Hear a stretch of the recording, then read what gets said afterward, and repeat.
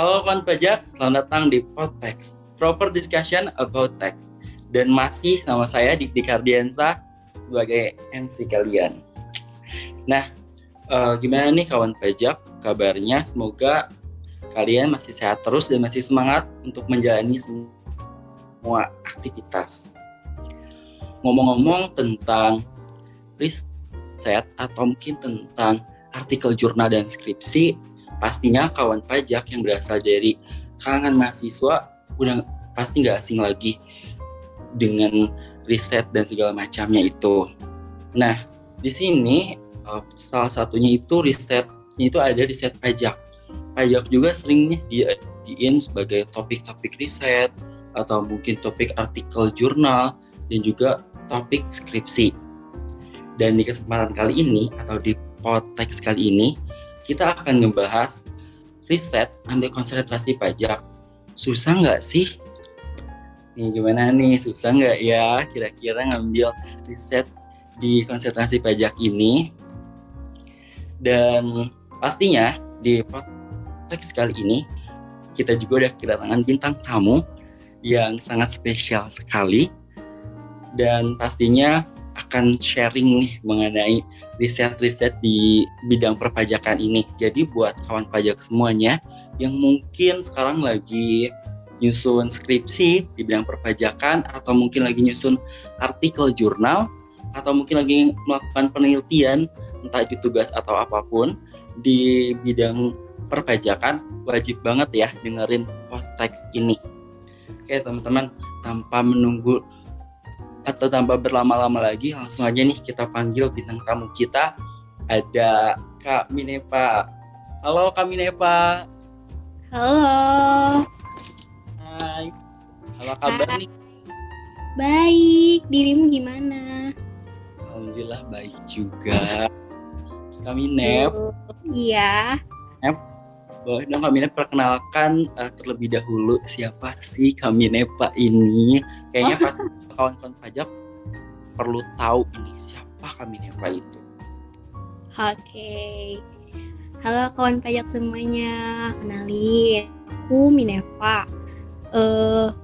Fresh graduate, baru banget lulus tahun 2021, tepatnya bulan Juni kemarin, tanggal 16. Lengkap banget kan? Ya, udah sih, mau perkenalkan apa lagi? Alamat rumah, nomor telepon nggak perlu kali ya? Ya Kak, jangan nanti ada yang ngedatengin ya. Oh iya, bahaya. Oke, jadi kawan pajak semuanya udah tahu ya bahwa Kak Minep ini salah satu fresh graduate dari Universitas Yang Berbangsa Karawang, ya Kak? Iya betul. Tuh, yang tadi sampai masih apal ya. Karena baru banget gitu loh. Berarti Kak Minep kan sekarang berarti Kak Minep lagi nunggu itu ya Kak? Lagi nunggu proses wisuda mungkin ya? Iya, betul sekali. Semoga nanti lancar ya Kak. Amin. Nanti aku kalau bisa datang aku datang nanti, oke? Boleh banget, sumpah boleh banget. Apalagi terbuka buat untuk anak tax center. Oke, Kak Minep. Nah, Kak Minep ngomong-ngomong, sekarang Kak Minep lagi sibuk apa sih Kak? Kesibukan aku, alhamdulillah, walaupun aku fresh graduate, aku langsung dapet kerjaan sih. Jadi sekarang aku lagi bekerja di salah satu perusahaan di Pluit. Wih, mantep banget nih Kak Minep. Alhamdulillah ya Kak, kalau Rizky langsung dapat kerja gitu. Alhamdulillah. Ini juga berkat organisasi tax center. Alhamdulillah. Pengalaman di tax center yang ya lumayan banyak sih bisa diambil. Nah Kak, kita mungkin sekarang agak throwback dulu ya, kembali lagi menuju ke masa-masa Kak Minep saat kuliah ini ya Kak. Mohon maaf, sebenarnya saya pun walaupun sudah lulus masih tetap berkarir di bidang riset. Lah tuh kan teman-teman, ternyata Kak Minep itu walaupun udah lulus masih di bidang riset. Jadi pokoknya nggak salah lagi deh ya bintang tamu kali. udah pastinya nih. Nanti tungguin ya tanggal publishku. Oke. Masih ya, masih lama sih sebenarnya. Apa kami Nep. Nah, ngomong-ngomong tentang publish nih ya, ngomong kamu publish ini kami Nep. Memangnya Kak, kalau untuk ini skripsi ya, kalau sudah skripsi itu bisa dijadikan artikel jurnal internasional nggak sih Kak? Bisa banget asli. Jadi sebenarnya aku agak sedikit telling, nggak apa-apa ya, agak kasih apa sih itu skripsi, apa itu artikel, sedikit spell ya, nggak apa-apa ya. Nggak apa-apa Kak, iya boleh. Nah jadi kalau skripsi itu ibaratnya kayak kepanjangan dari artikel ataupun jurnal. Nah bentuk ringkasnya itu jurnal. Nah udah jadi kayak gitu aja. Kalau misal mau kita bikin ringkas ya berarti kita bikin jurnal. Nah skripsi itu kok kayak penjabarannya dari jurnal. Jadi misalnya kita buat jurnal pengaruh X terhadap Y. Nah kalau di skripsi itu nanti kita jabarin dari latar belakang bla bla bla bla dan pengertian X-nya itu sendiri banyak banget. Tapi kan kalau di jurnal tuh singkat tuh, paling cuma ya 8 sampai 15 lembar kan ya. Kalau untuk artikel ya ibaratnya lah mini skripsi. Artikel itu mini skripsi.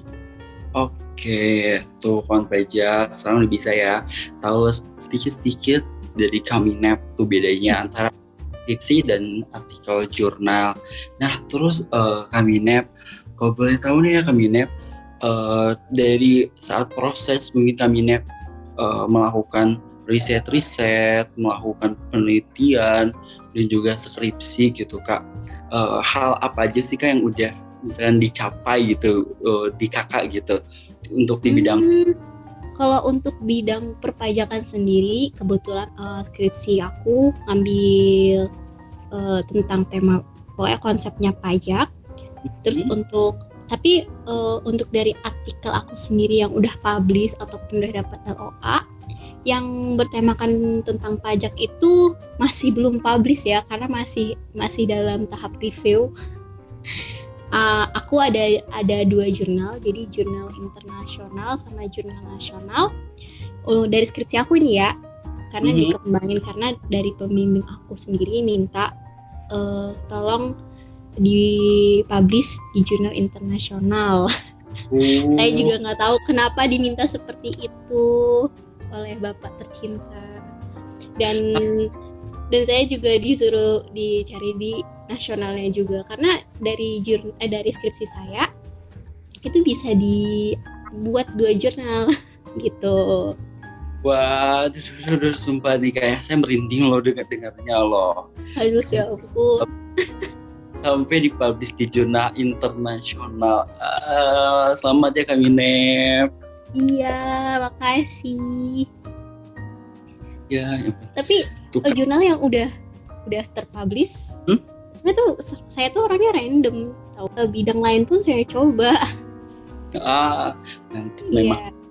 Nanti bisa cari aja namanya lengkapnya Minerva Rizkawati Pitanirum. Nah di Google nanti pasti ada langsung. Tuh ya. Jadi buat kawan pajak yang mungkin memang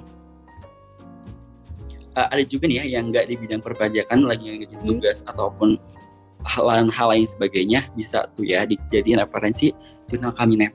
Iya, citasinya dong tolong ya. Tapi sampai deh Kak, aku kayak lihat gitu kayak kagum sekali dan merinding sekali pas denger ternyata jurnalnya mau dipublish di internasional. Oh my god, hebat banget pokoknya buat kawan pajak harus dengerin podcast ini sampai selesai nih ya. Nah Kak, dan tadi Kakak kan udah sering banget nih kayak ngelakuin penelitian gitu. Tapi menurut Kakak sendiri penelitian itu tuh susah nggak sih Kak? Enggak sama sekali. Emang ya pas lagi awal-awal sih kayak apa sih cari data, apa sih jurnal, kayak disuruh baca jurnal tuh. Pasti langkah pertama sama dosen tuh disuruh cari jurnal, terus disuruh review. Itu udah paling males ya kalau mahasiswa tuh baca-baca kayak gitu. Ya nggak sih? Ya betul Kak, itu kan lagi pendekatan dulu ya ibaratnya. Iya. Tapi emang fase itu mau nggak mau harus kalian lakuin dan harus kalian sukai, walaupun itu terasa aduh mager, pikiran tuh jauh-jauh tuh, buang-buang tuh rasa mager tuh. Kalau emang kalian pengen lulus cepet kayak gitu. Iya. Jadi penelitian tuh nggak susah sama sekali. Enggak. Kalau memang saat pendekatannya kita mau harus suka ya Kak. Harus. Nah Kak, kan ngomong tentang suka nih ya. Tadi kan Kakak harus suka nih ya. Nah kalau hal yang membuat kami suka sendiri sama penelitian tuh apa sih Kak gitu? Pertama, unik. Nggak tahu kenapa bisa unik. Karena kenapa ya? Jadi kan kalau di penelitian kuantitatif tuh kayak pengaruh gitu ya. Nah jadi di situ kita penasaran, ini nggak sih berpengaruh nggak sih? Ini nggak sih? Nah kayak gitu. Itu yang bikin uniknya. Iya. Itu.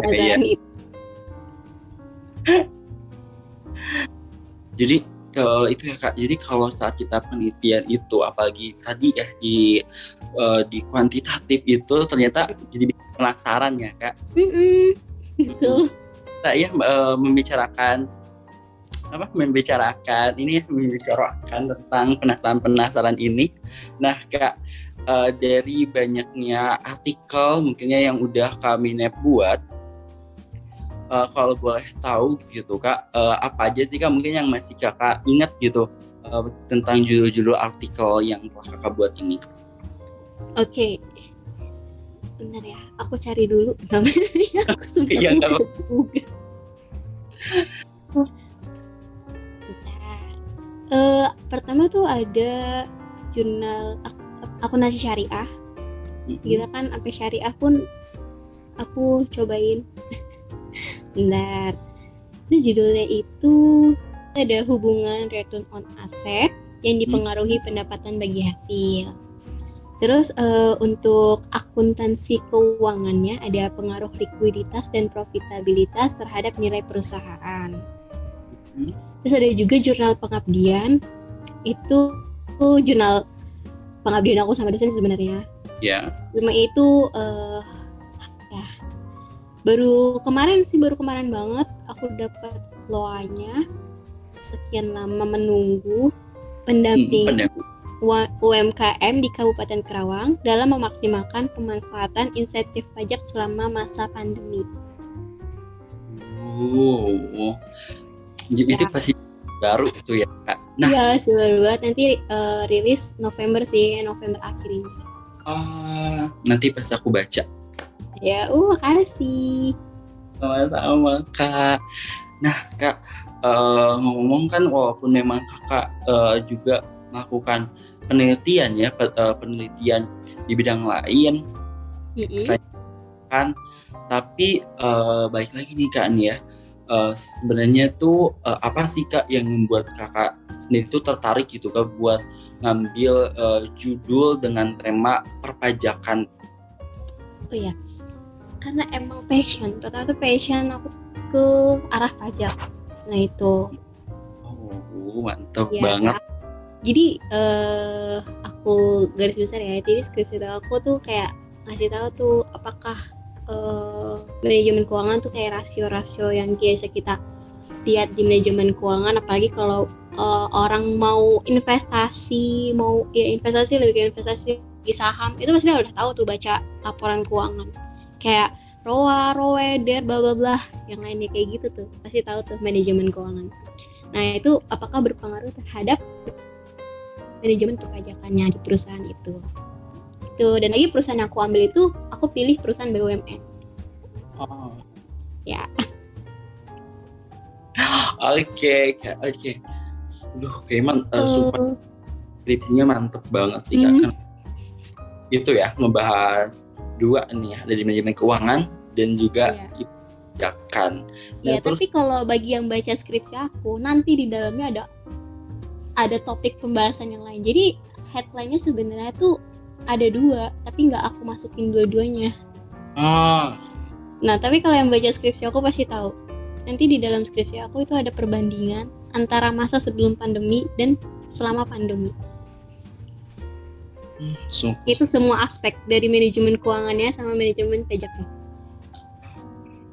Aduh, sumpah ini kayak menarik banget sih Kak, menarik banget karena ya lah ya pastinya apakah berbeda atau tidak di saat pandemi itu nanti harus di itu ya Kak, di skripsi Kakak nanti. Oke. Iya, nanti juga itu yang mau dipublish di jurnal internasional.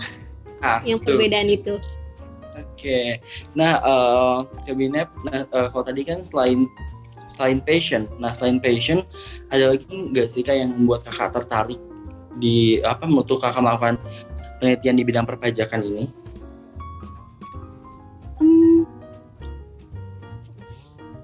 Karena datanya mudah sih, menurut aku mudah didapatkan. Kalau misalnya yang bersifat kuantitatif ya, kalau misalnya yang kualitatif juga ya mudah juga sih sebenarnya. Cuma ya gimana tergantung kitanya terhadap suatu bidang tersebut gitu loh. Kan misalnya aku kan sukanya pajak ya. Ya udah, kalau misalnya seseorang itu udah suka kayak gimana ya, kayak ya bakal terus lancar-lancar aja. Karena kita suka di bidang itu. Walaupun misalnya kita ada masalah di tengah perjalanan itu, pasti tetap kayak diterabas aja gitu loh. Namanya udah suka. Gak ada kata lain sih, gak ada kata lain selain kalau udah suka. Iya, pokoknya semua berawal dari suka terlebih dahulu ya. Nah, Kak, misalkan nih mau bikin jurnal atau tugas tentang perpajakan atau yang konsentrasi di bidang pajak. Nah, itu biasanya itu Kak, di bidang pajak itu kita bisa ngambil topik apa aja sih Kak, dan biasanya itu memang yang topik yang sering dibahas itu apa? Mengenai topik sendiri tentang perpajak sebenarnya itu banyak banget ya. Di situ ada manajemen pajak, ada tentang pajak daerah, kepatuhan wajib pajak, ada juga akuntansi pajak dan lain-lain sebagainya. Dan untuk manajemen pajak sendiri di situ kan juga banyak ya tentangnya, masih ada bisa diperinci lagi. Misalnya ada tax planning di sebuah perusahaan, itu juga bisa tuh dijadikan sebuah tema yang kita mau ambil atau konsepan. Terus transfer pricing, nah itu tuh juga bisa kan itu bagian dari manajemen pajak. Sebenarnya masih banyak banget sih mengenai pajak, tergantung kitanya tuh lebih kayak suka di pajak tapi yang seperti apa. Tapi untuk konsepan yang paling sering ataupun tema yang paling sering banyak ditemuin itu tuh tentang pajak daerah. Coba kalian bisa searching di Google Scholar, itu pasti banyak banget yang mengangkat tentang pajak daerah. Oke, jadi sebenarnya kalau mungkin teman-teman atau kawan-kawan pajak emang mau ngambil skripsi ataupun tugas di bidang perpajakan, ini sebenarnya bisa ngambil dari aspek mana aja mungkin ya Kak, mungkin bisa tadi pajak daerah mungkin, atau enggak pajak kendaraan bermotor. Nah ya itu kan maksudnya pajak daerah ya, benar. Dan termasuk itu, terus ada juga mungkin itu ya Kak untuk kayak tingkat kepatuhan kita juga bisa ya. Itu juga bisa kepatuhan pajak. Itu banyak banget ya seriusan. Asli kalau kalian nyari artikel di Google Scholar ataupun dimanapun itu pasti ada kepatuhan. Banyak banget kepatuhan pajak. Iya Kak. Nah kayak dalam ini Kak, kan tadi kan kami ini udah bilang kalau kami tuh suka gitu kan, jadi pun halangannya atau kendalanya pasti diterobos aja, bener ya Kak? Iya, betul. Nah Kak, kalau untuk ngambil konsentrasi di bidang perpajakan sendiri, kira-kira Kak ada nggak sih kayak kendala atau enggak kesulitan gitu yang pernah kami hadapi, atau mungkin juga di sini nih lagi aja nih kawan pajak yang lagi ngehadapin atau lagi ada di fase itu gitu Kak, boleh nggak sih Kak di sharing-sharing gitu tentang tadi ya, tentang kendala atau kesulitan dan juga cara kami buat itu lagi, buat kayak oke, kayak bisa ngelewatin kesulitan dan kendala itu. Untuk kesulitan ataupun hambatan pada saat aku bikin skripsi dan artikel itu pasti ada sih. Entah itu pas lagi waktu aku mencari datanya ataupun saat pengolahan datanya, itu aku ngerasain itu sih. Pengalaman aku sendiri nih ya, pada saat aku menyusun skripsi, aku tuh ada kendala di pengolahan data. Yang pertama itu aku ada data yang tidak normal. Itu tuh kayak aduh, aku pusing banget nih. Kayak gimana nih datanya harus normal kan, karena nggak bisa ya kalau misalnya data nggak normal kita lanjut next ke uji selanjutnya untuk uji T ataupun uji F atau analisis linear berguna, kita nggak bisa karena harus melewati uji asumsi klasik terlebih dahulu. Yang salah satunya itu uji normalitas. Nah itu data aku nggak normal dan kayak aduh gimana nih, harus normal nih mau nggak mau. Yaudah akhirnya aku berpikir ulang. Sebelumnya itu aku nyoba pakai 5 tahun dulu. Jadi sebelumnya kenapa aku pakai data 8 tahun ya, karena itu pertama data aku ya sempat bermasalah di situ, nggak normal. Jadi aku tambahin tahunnya biar juga, terus kata dosen pembimbing aku juga ya lebih baik tambahin data tahunnya, dan alhamdulillahnya data aku normal. Kalau misalnya kalian udah ditambahin tahunnya tetap data yang normal, ada cara lain kok, namanya di outlier. Nah itu tuh nanti kalian bisa cari aja di Google caranya seperti apa. Nah itu juga bisa membantu bagaimana cara membuat datanya menjadi normal. Nah itu selain itu juga aku terkendala artikel yang sedikit, karena di skripsi aku selain aku pengarah itu terdapat kan perbandingan ya sebelum COVID dan selama COVID. Nah saya tuh cuma ya paling nemu 2-3 jurnal doang yang membahas itu, karena emang belum banyak banget jurnal yang tentang membahas tentang itu, asli susah banget. Nah ya udah, jadi ya mau nggak mau ya emang ya udah, kita referensi jurnal tentang perbandingan itu emang sedikit, jadi lebih banyak ke asumsi yang aku prediksi dan aku temuin lebih ke berita sih, kayak gitu sih. Kalau misal kalian ngalamin hal yang seperti aku, kalau misalnya artikelnya dikit, kalian konsultasi dulu ke dosen pembimbingnya baiknya kayak gimana. Kalau misalnya tetap dilanjutkan ya udah gas aja terus lanjutin. Oke, jangan ragu deh, pokoknya tetapin hati. Ya aku juga sempat ragu mau jadi pakai atau enggak, tapi arahan baiknya seperti itu ya udah akhirnya aku ikutin dan aku mantapin hati gitu deh. Terus untuk bagian mencari datanya sih ya gitu, kesulitannya paling lebih capek ke mata, pegel, karena kita harus ngeliatin laporan satu-satu kan, laporan keuangan, karena kita kan ngambil instrumen datanya dari situ. Terus juga sebenarnya sih punya plus minusnya ya kalau untuk menggunakan penelitian, kuesioner ataupun data laporan keuangan, semua ada plus minusnya. Entah itu kalau yang kuesioner perizinannya pasti ada dong kayak masalah perizinannya boleh atau enggaknya. Apalagi kalau misalnya kita butuh data KPP, mungkin ya agak butuh waktu yang tidak sebentar untuk mengurus perizinan tersebut. Sebaiknya kalau misalnya ingin menggunakan data kuesioner, lebih baik kita meluangkan space waktu yang agak panjang.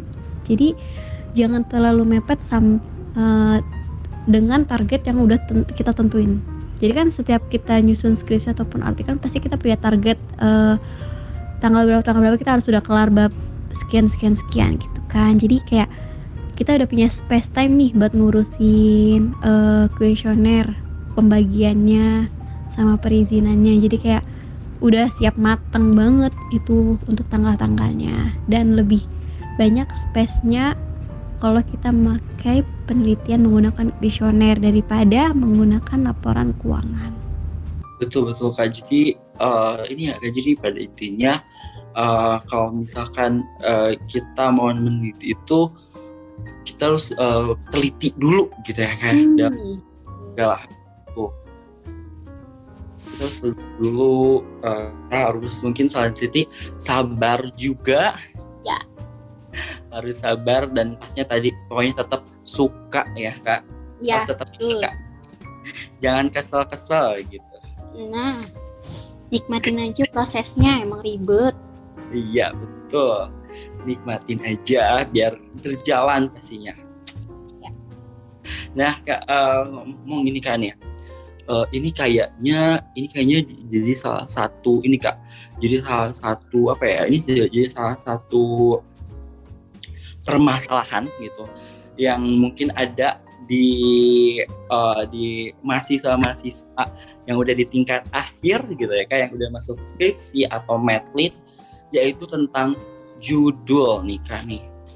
Nah, dimana kadang-kadang mahasiswa itu kan masih bingung, aduh aku ngambil judul apa ya, judul ini cocok nggak, judul itu cocok nggak? Terus kadang-kadang udah dapet judul udah kayak oke, mau ambil judul ini, tapi kadang-kadang kita mendua Lagu sama pilihannya. Iya betul Kak, labil gitu. Apalagi kalau ngeliat judul yang lebih bagus lagi. Iya betul, kayak aduh ini kan lebih tertarik deh, lebih terkilik gitu kan, kayak aku kayaknya harus ganti deh. Iya. Aku juga pernah ngerasain di fase itu kok, asli. Aku pernah ngerasain juga, seriusan. Kok ini lebih bagus ya? Aku apa ambil yang ini aja ya? Itu dilema banget sih. Nah betul kan, dan banget nih kayak karena kakak udah mengalami fase itu. Nah gimana? Kalau dari kakak sendiri gimana sih Kak akhirnya oke, aku kayak tetap ke judul ini berpegang teguh, udah aku ngambil judul ini. Itu gimana sih Kak cara biar kita percaya sama judul kita sendiri gitu? Mantepin hati. Iya. Harus itu mantepin hati. Jadi kayak kita misalnya udah nemu judul nih, misalnya kita biasa tuh aku dikasih opsi, jadi ya maksimal 3 opsi aja, jangan kebanyakan. Buat 3 opsi aja. Nih aku kasih tipsnya juga, buat 3 opsi aja. Nah, kalian udah baca, terus kumpulin jurnal-jurnal yang masuk ke 3 opsi itu. Nah, kalian baca semuanya, mau nggak mau dong harus baca. Walaupun ya enak-enak ya, paling setidaknya abstrak lah sama kesimpulan dibaca. Walaupun isinya malas baca ya setidaknya itu kan, karena itu kuncinya di situ ya. Nah, udah nemuin tuh misalnya 3 opsi judul. Nah, kalian tentuin sendiri tuh menurut mana kalian yang paling sanggup. Nah, kalau udah nentuin tuh, udah mantepin hati, nah udah kalian pilih itu. Dan juga jangan lupa referensi jurnalnya harus banyak dan harus ada jurnal internasional maupun nasional. Nah, gitu ya, tuh. Itu pegangan, itu harus pegangan dan kuncinya. langsung dikasih loh sama kayak Minep tips dan trik buat ini nih, buat menentukan judul ya. Iya harus. Emang suka parah banget tuh dilema itu tuh. Itu yang kadang-kadang suka kalau tanpa kita sadari bisa ngulur waktu. Betul banget sih Kak. Tapi alhamdulillah udah melewati fase itu. Alhamdulillah. Nah Kak, setelah kita kayak misalkan oke nih, aku udah dapet judul, aku udah dapet fokusnya mau ke sini, kayak gitu Kak. Nah terus proses selanjutnya itu kan pasti setelah kita nyari tadi ya Kak, dari jurnal, judul, terus kan kita pasti nyari data. Nah Kak, untuk nyari datanya sendiri gitu Kak, biasanya itu gimana sih Kak buat nyari datanya? Untuk mendapatkan datanya sendiri, di situ kan aku kan pakai laporan keuangan ya, yang sudah terlisting di Bursa Efek Indonesia. Jadi aku downloadnya di portal idx.com. Kalau misalnya tahun tersebut nggak ada di IDX, karena kan di IDX itu dibatasin ya tahunnya ya, kalau nggak salah 3 tahun dari tahun sekarang. Nah, adapun portal lainnya itu ada di IDN Finansial. Nah, selain itu, kalau misalnya tahun yang kalian cari, misalnya kita mau cari 10 tahun nih, tapi nggak tersedia di IDX ataupun di IDN, kalian bisa cari di webnya dari perusahaan tersebut. Pasti kan perusahaan yang udah besar gitu, apalagi yang udah buka saham di publik atau udah buka IPO ya, itu biasanya dia mempunyai website sendiri, dan di situ juga dia mengeluarkan laporan keuangan. Dan ingat ya, laporan keuangannya harus sudah diaudit. Kalau misalnya kalian menggunakan data kuesioner, ya pasti kalian harus membuat kuesioner dulu dong sebelum kalian sebar ke para responden. Dan ingat, kalau misalnya menggunakan kuesioner, kalian harus konsultasi dulu ke dosen supaya bisa dicek apakah kuesionernya sudah sesuai atau belum. Gitu. Tuh ingat ya, katanya laporannya diaudit, kata kami Nep. Jadi ini kayak, jadi mungkin untuk nyari datanya sendiri, kita mungkin bisa lewat website ya Kak ya. Ya, Dan mungkin juga selain itu juga kita bisa melakukan itu juga Kak, pra penelitian biasanya. ya betul. Nah, jadi buat teman-teman mungkin ini untuk pencarian data ini nanti tergantung kembali lagi ke variabel apa atau mungkin ke fokus apa yang teman-teman ambil. Nanti buat datanya itu bisa menyesuaikan nih, bisa berdasarkan website atau mungkin teman-teman melakukan penelitian dan juga misalkan atau hal lain sebagainya gitu. Nah Kak, jadi ini ya Kak, untuk data sendiri nanti kita ngomong tentang data kan kita tuh biasanya udah kenal nih Kak, data primer dan juga data sekunder. Kalau untuk bedanya sendiri Kak, kira-kira itu apa sih Kak beda datanya primer dan sekunder? Lalu untuk kemudahan nih, biasanya kan kalau mahasiswa itu maunya yang mudah Kak. Ya, yang easy peasy ya. Ya betul Kak. Yang mudah itu saat pencarian data lebih ke primer atau ke sekunder sih Kak? Mengenai data primer dan data sekunder. Nah, data primer sendiri itu data yang kita peroleh langsung dari subjeknya. Jadi tanpa melalui perantara atau tanpa melalui pengolahan, jadi langsung ke subjek penelitian. Jadi misalnya kita menggunakan subjeknya wajib pajak ya, jadi itu merupakan data primer langsung ke orangnya gitu. Dan kalau untuk data sekunder itu data yang udah melalui perantara dan udah diolah. Jadi kayak misalnya laporan keuangan. Nah, laporan keuangan PTA sudah di upload di IDX. Nah, jadi kita bisa download data laporan keuangan di IDX gitu. Nah, kalau misalnya kita menggunakan subjek satu perusahaan, misalnya kita analisis tax planning di perusahaan PT ABC, jadi kita perlu data keuangan dong, data keuangan PT ABC. Nah, kalau data laporan keuangan di PT tersebut itu berarti sudah termasuk data sekunder. Kenapa? Karena sudah melalui proses pengolahan.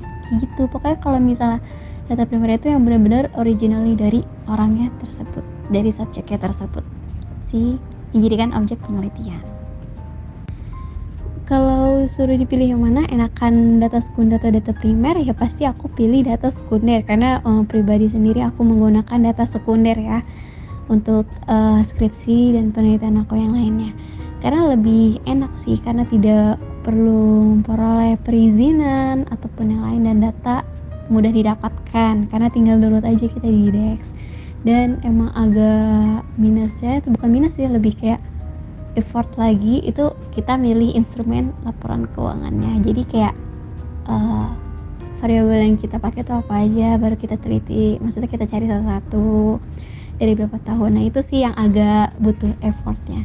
Dan kalau untuk data primer sendiri itu sebelumnya aku udah jelasin ya, pasti perlu izin karena kita melakukan penelitian langsung dari subjeknya, langsung dari orangnya penelitian tersebut gitu. Walaupun kita menggunakan misalnya satu perusahaan, pasti kita perlu izin juga ya, walaupun itu data sekunder.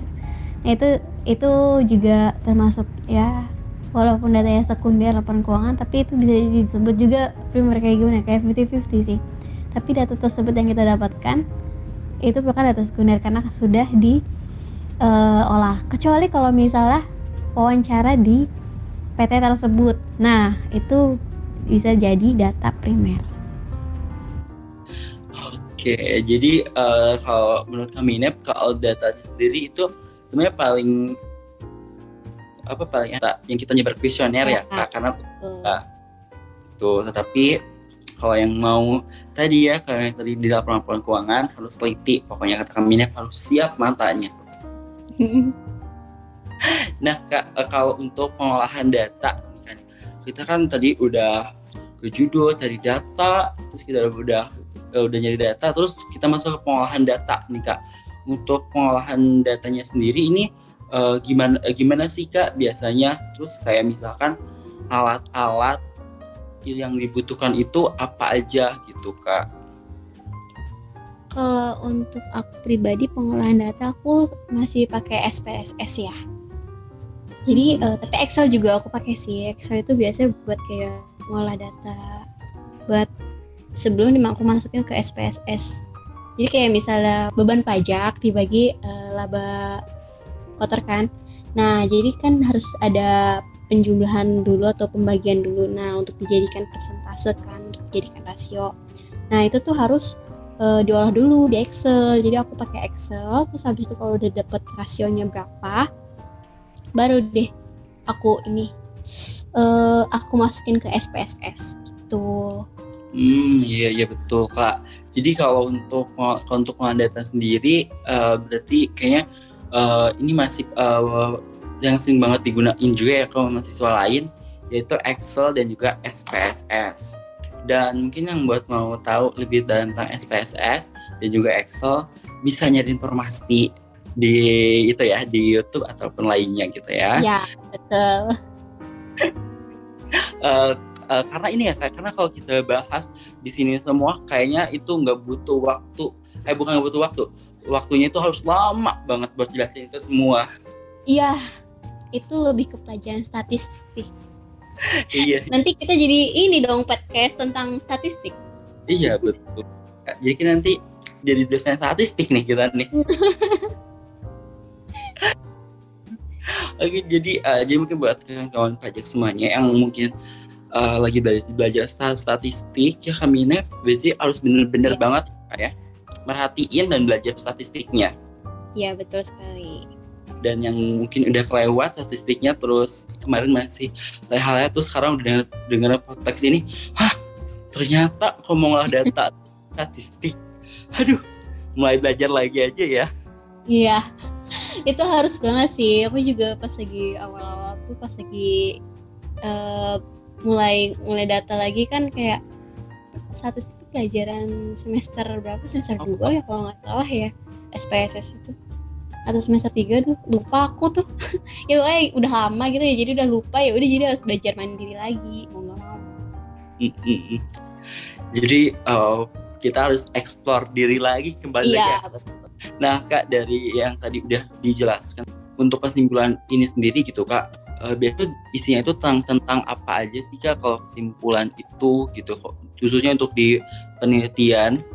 Isi kesimpulan sendiri itu ya paling berisikan hasil dari penelitiannya ya, lebih kayak hasil pembahasannya seperti apa, apakah penelitian tersebut berpengaruh atau tidak, itu bagi yang kuantitatif. Dan kalau untuk kualitatif paling ya berisikan deskripsi seperti apa penjabarannya gitu. Itu aja sih paling isinya, mau di artikel maupun deskripsi sama aja sih kurang lebihnya seperti itu. Ya, betul. Jadi kalau untuk kesimpulannya sendiri, kalau di penelitian ini kembali lagi ke hasil yang sudah kawan-kawan pajak lakukan, dibahaslah di kesimpulan ini ya Kak. Iya betul banget, kayak gitu. Nah Kak, kalau tadi nih tadi kan kita udah bahas ya Kak, kalau di penelitian itu ternyata kita harus menggunakan Excel dan SPSS. Nah selain Excel dan SPSS ini, biasanya ada lagi nggak sih Kak aplikasi yang bisa dijadikan pendukung gitu untuk penelitian? Oh iya, ada Mendeley, Turnitin, Grammarly. Nah, fungsinya itu beda-beda ya. Kalau aku biasa pakai Mendeley itu buat citasi Davpus. Biasanya tuh kalau untuk artikel tuh wajib sih pakai Mendeley untuk citasinya. Tahu kan kutipan dari penelitian-penelitian sebelumnya ataupun yang dari buku-buku kita citasi. Nah, itu Mendeley. Nah, terus habis itu untuk Turnitin biasanya kita ngecek plagiarisme. Kenapa aku pakai Turnitin? Karena Turnitin itu menurut aku chapter yang paling ampuh, paling sensitif. Jadi untuk sekecil apapun plagiarisme yang kalian lakukan, copy itu pasti akan kebaca. Secanggih apapun kalian para prase juga, kalau emang bener-bener kalian nggak atur kayak kalimat dan segala macem yang bener-bener kalian mencegah itu plagiat, pasti akan kedetek. Kalian bisa buktikan sendiri dengan Turnitin itu. Terus juga ada Grammarly. Biasanya itu aku buat ini ya, grammar kalau untuk artikel bahasa Inggris. Jadi kecocokan grammarnya. Jadi kan nggak mungkin dong kan kalau apalagi kalau kita translate pakai Google Translate tuh pasti hancur banget gak sih? Nah, makanya aku butuh aplikasi tambahan yaitu Grammarly buat ngebantu aku. Itu sih kayak aplikasi tambahan aja. Nah, jadi gitu ya. Pas penelitian mulai pelajari Grammarly, terus ada Turnitin dan juga ada SPSS, Excel, dan juga tadi apakah aku satu lagi lupa loh kan. Mendeley. Ya. Kasian banget si Mendeley nggak diajak. Mendeley kasian ya. Pokoknya itu yang biasanya tadi kata Kamina muncul, jadi bisa ya dipelajari dari mulai sekarang. Iya, tapi biasanya untuk yang cek plagiarisme itu ada kok yang gratis gitu. Kalau misalnya kalian emang belum ada uang untuk beli akun premiumnya Turnitin ya, kan Turnitin soalnya nggak gratis, say. Harus bayar, harus beli akun yang premium kalau misalnya kita mau punya gitu loh, mau cek di Turnitin. Jadi banyak aplikasi buat cek plagiarisme kok. Tapi mungkin sarankan Turnitin ya Kak. Tapi saya sarankan sih Turnitin. Aku saranin itu Turnitin karena ya itu saking sensitifnya gitu. Oke, Kaminep, ini kayaknya salah satu hal yang paling ditunggu-tunggu sama kawan pajak dan juga mahasiswa lain, yaitu mengenai tips and tricks gitu. Karena tips and tricks ini biasanya memberikan sebuah kemudahan, entah itu betul banyak banget Kak tips and tricks itu. Ada mungkin tips and tricks buat kaya, dapat jodoh dan lain. Ya, itu paling ke orang tuh dari acara-acara itu pasti kan kayak nunggu-nunggu nih tips and triknya ya pasti banget kayaknya biar mempermudah gitu nggak sih? Iya, betul banget Kak. Nah, jadi kalau dari Kakak sendiri nih Kak nih ya, tips and tricksnya itu buat meneliti agar bisa dibilang itu baik dan juga benar, gimana sih Kak? Selain yang udah Kakak tadi kasih buat judul, ini secara generalnya nih Kak. Oke, tips and triknya yang pertama itu sukai. Nah itu yang pertama, pasti dong, harus. Yang kedua, mau banyak belajar. Ya. Belajar itu nggak hanya belajar ini doang, pengolahan data segala macam. Baca juga termasuk belajar dong. Mau membaca, mau belajar, itu tuh harus wajib. Karena kita nggak boleh mau ngumpulin artikel sebanyak apapun itu. Harus sih, itu udah kewajiban. Karena kalau kita mau ngambil penelitian, pasti kan harus butuh penelitian terdahulu untuk dikembangin di penelitian kita. Kenapa kita mengambil itu? Nah itu salah satu alasannya dan bisa jadi salah satu latar belakang Anda mengambil penelitian tersebut.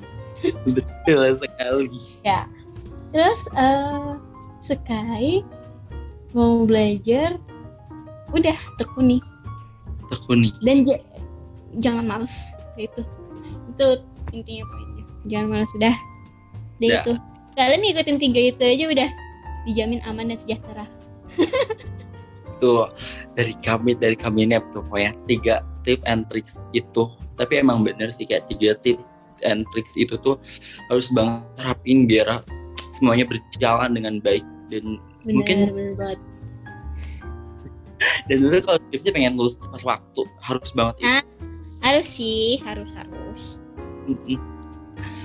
Oke nih Kak, aduh kayaknya Kak nggak terasa banget nih kayak kita udah ngobrol-ngobrol dari tadi, udah ngobrol panjang banget ya. Kita udah pernah bahas judul, data dan lain sebagainya. Sampai akhirnya kita di penghujung ini ya, karena waktu nih ya Kak ya, waktu dan durasi ya yang Ya, padahal aku pengen banyak banget cerita. masih pasti pengen banyak sharing gitu. Nah mungkin Kak, ini Kak, ada nggak sih dari Kakak nih ya untuk yang terakhir ini kan, terakhir membahas ini. Terakhir dong. Sedih banget aku mendengarnya.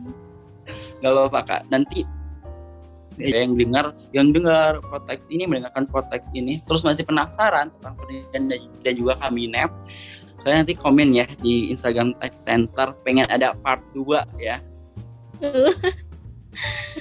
Oh iya, aku juga sebenarnya tuh aku pengen bikin komunitas. Aku sekalian promosi, nggak apa-apa ya? Boleh dong Kak. Aku tuh pengen komunitas, jadi siapa aja, nggak harus tentang penelitian ataupun skripsi. Jadi kayak sharing pengalaman sih, lebih ke sharing pengalaman, apalagi kalau pengalaman berharga gitu.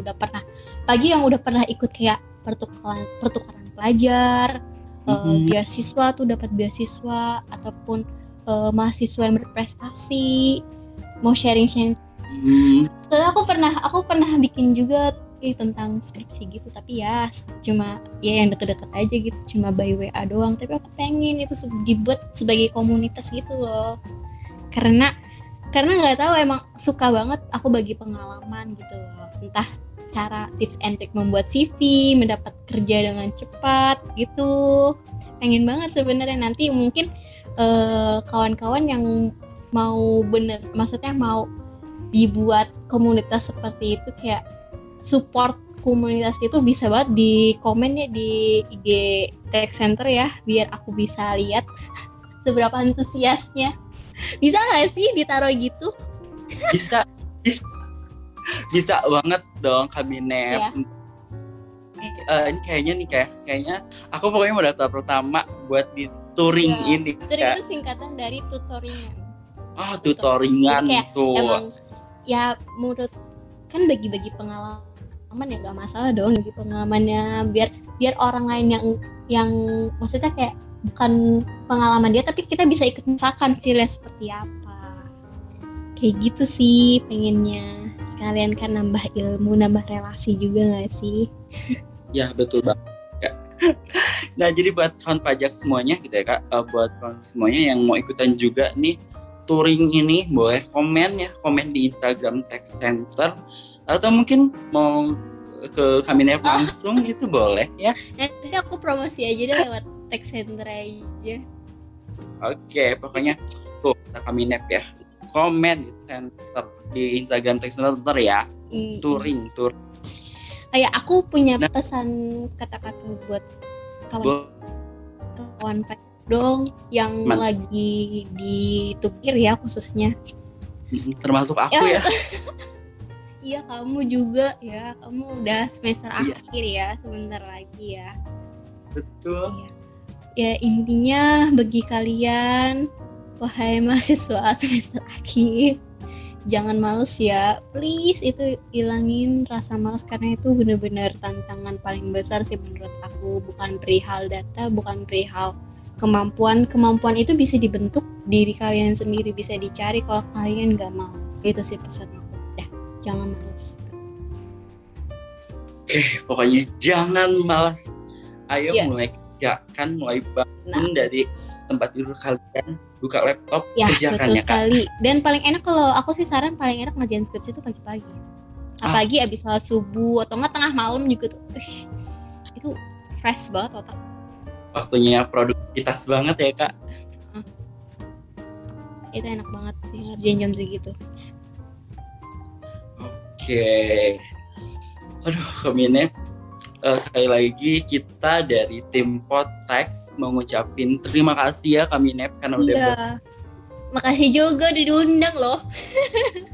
pastinya dong, karena dari hasil sering tadi pastinya kita dapat ilmu banyak banget gitu, dan pastinya touring itu sih. Itu tadi. Kayak Next ya. Oke, Kak Minep. Oke. Yap, sekali lagi kita ucapin terima kasih buat Kak Minep yang Iya. kan menjadi narasumber di sini. Semoga dengan waktu dan juga di tengah kesibukan kita semua, kita bisa ketemu lagi atau bisa sharing-sharing lagi nanti. Dan juga kita mohon maaf ya Kak Minep ya kalau ada salah kata gitu. Iya, Mungkin maaf. ada kan. Dan semoga kita bisa ketemu lagi di lain Amin. waktu. Amin.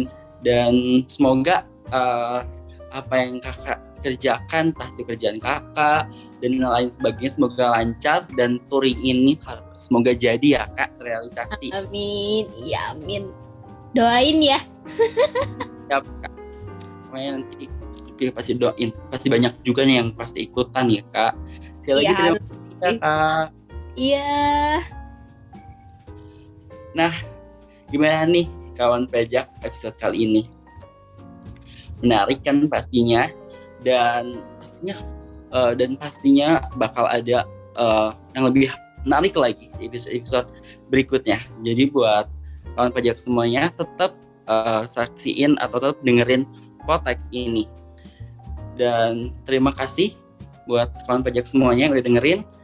Sampai jumpa.